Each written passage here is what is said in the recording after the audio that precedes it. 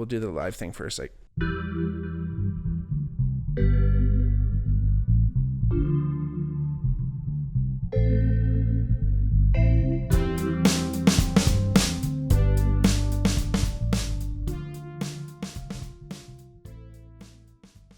hey everybody, welcome back to the Bigmark podcast. It's me, your host, Bigmark. If it's your first time watching, welcome. If not, welcome back. Like I always say, if you ever wanted to reach out to the podcast, let us know. If you want to hear about a topic or anything like that, feel free to reach out to us on our DMs at the X, Twitter, or Instagram. If you are watching on YouTube, make sure to like and subscribe so you know when the next videos drop. And then if you're listening anywhere else, please give us a rate and review, or, you know, whatever you'd like. Share with your friends. That's the best support you could ever give us, is to do all that, share with your friends. And if you want to share or support us a little bit more, check out our Patreon, patreon.com/thebigmarkpod. Thanks everyone for joining us. Like I said, and like I always say, you could be anywhere else in the world, but you decided to be here with me right now, whether you're doing laundry, watching your kids, you know, listening to, well, hopefully listening to me while you're doing this. And maybe you're listening to two different things, like Charlie Kelly. Realize that you have two ears and you can listen to an audiobook and Beethoven's Ninth Symphony in each ear. No, I'm only kidding. But again, thank you all for being here. Really appreciate it. And I wanted to extend a warm and hearty thank you to everyone else who joined my band Wreckless Harbour this past weekend, December 7th, 2024. We had an excellent show at the Mule Spinner here in Hamilton, Ontario. Lots of friends came in from far and wide, and like I said, from the bottom of my heart, thank you all for being there. Thanks to everyone who came out to the show. It was super fun. It was super great turnout, excellent vibes, great energy, and always a pleasure to be down at the Mule Spinner, which is just a wonderful location. Glenn Marshall runs it out of there. Him and Nathan McCrory are holding it down there, big time, audio and visual covered. Nathan is actually a great family friend.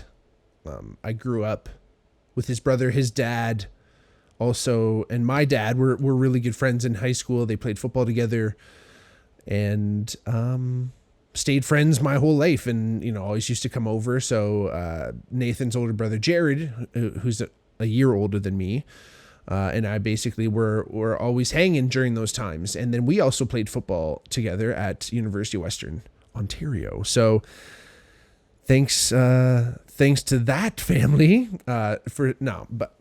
of course, thanks to that family, because they actually have a beautiful family. Mark Sr., or Mark, their dad, Nancy, and then their sister Tess too. Wonderful family. Shout out the McCrorys, and shout out Bar Culicino in Burlington. If you're ever around Burlington, Ontario, go downtown, check out Bar Culicino. Wonderful little Italian lounge with the best beer menu in Burlington, if you could if I do say so, with my humble opinion. So thank you all so much for being the best family, you know. But again, Nathan's doing great. He's doing our video, and Glenn Marshall, who is a legend in the Hamilton music scene, does the sound and also runs the organization of the studio and or the venue, I should say. And there's a little studio back, which is amazing too. So people come from far and wide to use the space, the Mule Spinner, so it's known as, in Hamilton. They use that for shows and rehearsal spaces and videos and cool fucking pictures of shit.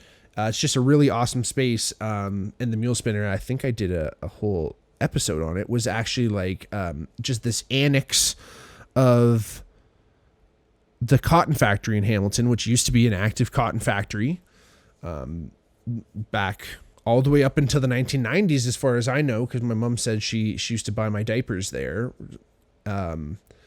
Thank you, Mom. But hasn't been an active cotton factory for quite some time now, but is now like a artist collective. So they've split up all the factory into different units and different spaces and areas, and then they rent those spaces out to artists. Some of them is more of like a cooperative space, and then some of it is like, you know, that's just where artists kind of do their thing. And it's everyone from carpenters to visual artists, yoga studios, you name it, art studios. Is beautiful, beautiful stuff in there. A wonderful, wonderful place that brings together so many different people's, so many different varying backgrounds, but yet with this artistic vein that flows and that flows through everything. And it kind of allows people, I find, and I've seen this and I've heard stories about this time and time again. There's been many an instance where an artist, you know, kind of just saunters over to another artist studio, and then all of a sudden they're doing a collaboration. So super cool there.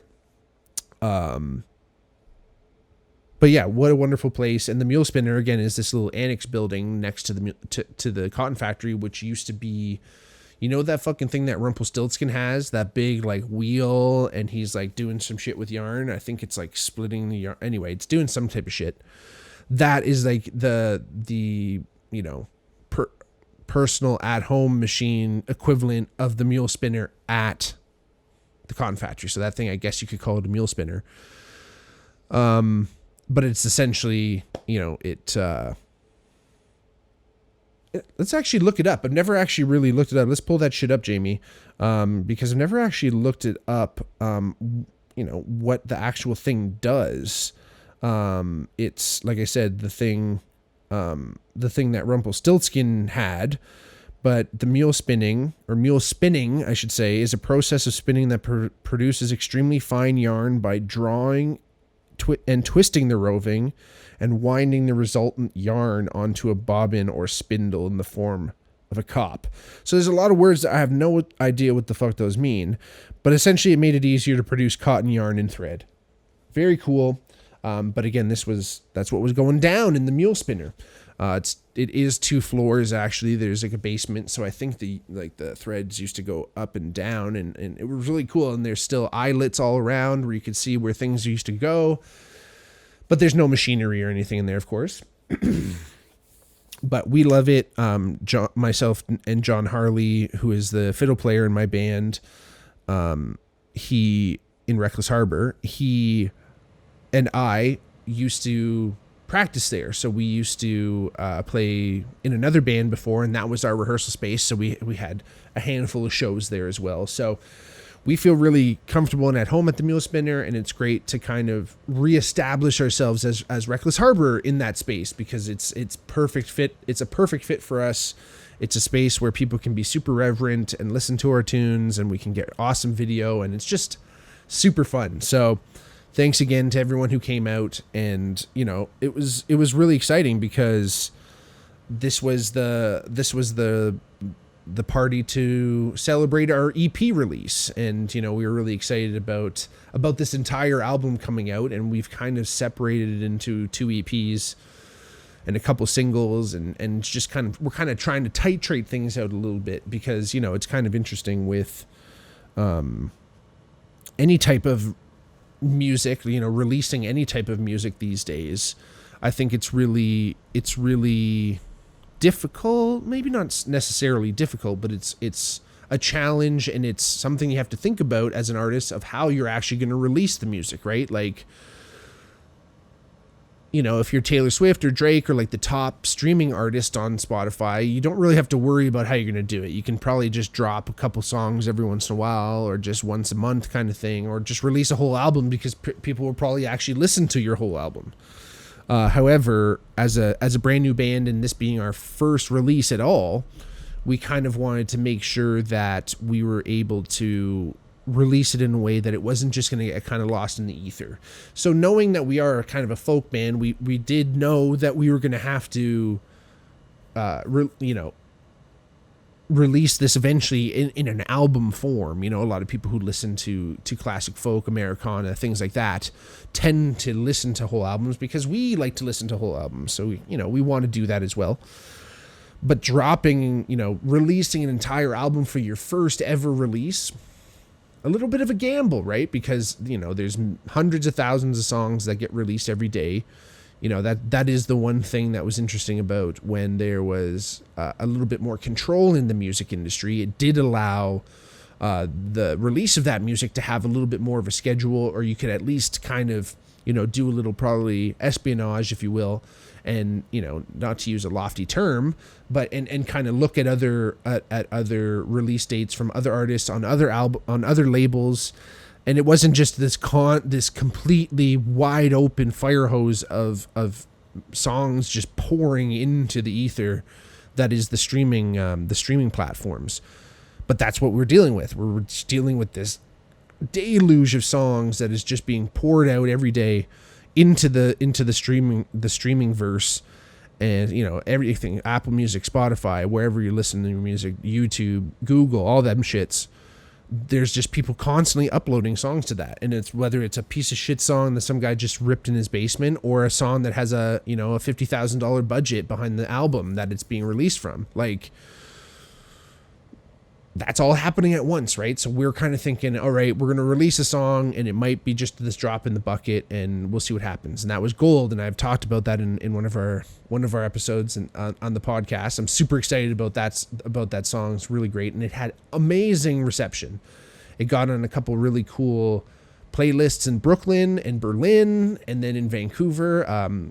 Friend of the band, Jocelyn Payne, her daughter is out there working at a cafe, so she's been throwing our music up on their playlist at work, which is super awesome.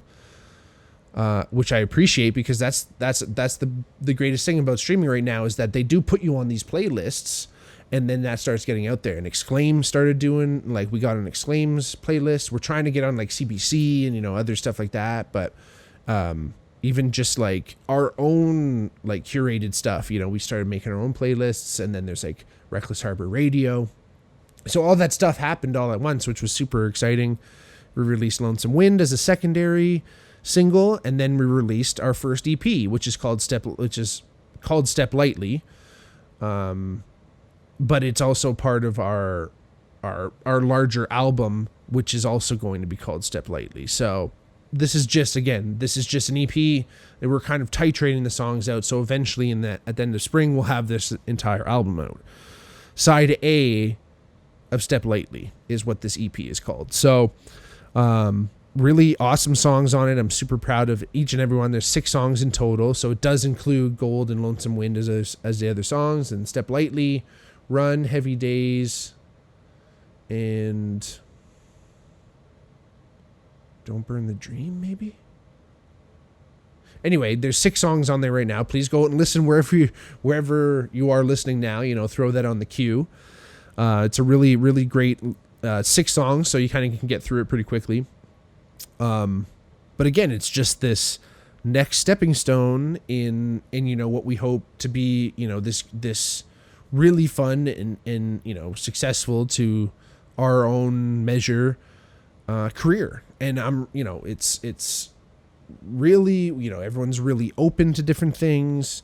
We've been really organic about a lot of our creation. You know, of course, everyone can have conflicting ideas, and I think we do a better job at talking that out. I don't think we've always done that great, and I'm talking specifically for myself, because, you know, it's a really hard thing being in a band. I find that, you know, I'm so used to groups, whether it's work, whether it's sporting teams. I'm so used to those groups having a strong leader, whether that's a captain or at least a coach or a boss or whatever, manager. I'm used to at least having someone to look to and someone that is there to make decisions. When you have a band, much like a small business, I guess, in some ways too, but when you have a band, you kind of get stuck in this thing where it's like, well, we're the only ones who are going to make these decisions. So as much as you're the one that can bring up ideas and create things and make things happen, each one of us has the power and ability to also halt everything, because everyone is equal in the band, right? Like, no one's, you know, more into it than anyone else. So like, everyone has that ability and right to be able to be like, yo, I don't like any of this. Like, I don't want to do this. And that's fucking completely fine. Like, you know, again, it can throw things. So that's why, at least speaking for myself, why I've slow played a lot of commentary, because I feel like I know if I mention something, it's going to really halt this momentum. Or, you know, again, for the release of this album, we had finished recording things in the spring, but it still takes weeks to get things mastered, you know, to make sure all the ducks are in a row on the back end before you release everything. Album art. So all this stuff was like, I don't want to say under duress, but it was like, you know, we had to make this shit happen. So a lot of times there was decisions being made. You know, I felt like, and in no ways am I indicating that I'm unhappy with anything. I love everything, right? I loved every decision we've made up until this point. But I knew if I even offered an idea or critique or an alternate, it's just going to really slow things down. And it might indicate that I don't like things. So it's like, it's a just really strange relationship sometimes you have with, not only being in a group, but in a band with other creative artists, because we all have these vulnerable, creation. I don't think it needs to be this way, but it can be so vulnerable, right? Because you've kind of you've unzipped your chest, you're ripping out your heart, and you're kind of going like, this is what I feel and I think we should do, or this is what I want to create into this world. And sometimes if people don't like that, you feel like someone just fucking stabbed you right in that heart. And it's like, I don't think it needs to be that way. But I think it naturally becomes that way because of the vulnerability of creation and ideas. And just like when you become that channel. So, we've mentioned on this podcast a lot. I believe, that there's a realm of ideas, whatever it's Plato, the Platonic realm, or, the collective unconscious, or whatever you want to call this. There's this world that exists, or this realm that exists, where ideas potentially can come from, right? Because, they can just be results of chemical processes happening in the brain simultaneously, and boom, you have this, and it's amazing. But how are there simultaneous ideas that happen concurrently in places where no one has any contact? And you can see this happen throughout history, whether it's, monolithic builders, ancient builders of temples and pyramids. Why are there fucking pyramids all over the world? There's no indication that any one of these cultures talked to themselves, but they all came up with the same idea, the wheel. And then to this day too, a lot of other things this way have fucking patents, right? Because sometimes people just come up with other shit.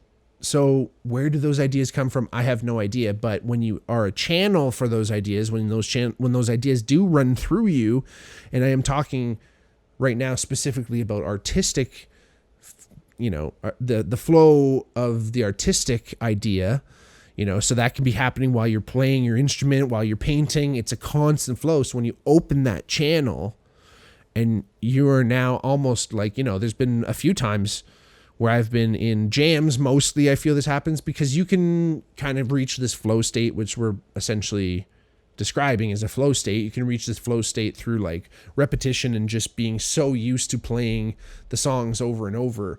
You kind of enter this realm. But there's a feeling I've had on stage, I've had it on the court or on the field, where things slow down. And it's almost like when it happens on stage, it feels like you're listening to someone else play, and you're like, who's playing bass or whatever, the instrument. And then you realize, oh shit, that's me. And it's a really interesting thing. It's a really cool thing. But when you're in that realm, it's relatively vulnerable. And when people can then critique those things coming through you, it's almost hard to be like, you take it personally, but it's almost hard to take it personally because it's almost like it's not even you. It's like these ideas just come from wherever, right? So that can happen a lot with being in a band, right? So that vulnerability, that is, it's constantly at play when it comes to ideas, and artistic integrity and all those things have to be totally respected and understood, right? So we've done it, and as I continue on thinking about the band, I think we've done a wonderful job at respecting that and respecting everyone's place. And then when we feel like that has been violated, I think we do a healthy job of bringing that to the surface again. Better now. I feel like potentially I haven't done that up to my band members' levels and standards, which is acceptable because that's who we're working with. You want your actions to be acceptable to the people that you are with and that you love and that you are in a band with or whatever. You want those actions, feelings, how you are, you want that to be accepted in a group. In any group setting, you want to be accepted into the group, right? So it is up to their standards to allow you into their group. You can't just be like, oh yeah, I believe I'm, you know, a U.S. congressman, so I should just be here, right? You know, it's up to the group to be like, hey, okay, you're a U.S. congressman now, or whatever the fuck. So that's the thing, is that, you know, I want to make sure, and again, this isn't like an ongoing battle or anything that's happening, but I just know in the past I've kept things to myself, and I feel like because I don't explain myself enough, I only leave people to make assumptions, and often their assumption is the worst case scenario, and then how am I supposed to work with that, right? So I'm working on things, but as a band, I think we do a fantastic job, especially in the creation of the music. That's the most important thing. Most of our friction that's ever happened has happened outside the actual creation of the music. So we're not talking about any of that. We're talking about, again, making music. And, you know, we've done a great job of that. We're really proud of these songs that are out there, and we had a great time playing them at the Mule Spinner. So thank you all for coming out. Thank you all for being there. We had a lot of fun recording it. You'll hear more and more stories as things go along. And I'll probably save a lot for when we actually release the whole album in the spring. But we had tons of fun in the studio, and Stephen Ryan was our producer, and he's great. Check his music out. He has his own music, and he just started a band called The Swell, and they're super awesome. And it's really cool to see him doing some more band stuff, because he's kind of done a little bit more like, you know, country rock lead singer type stuff.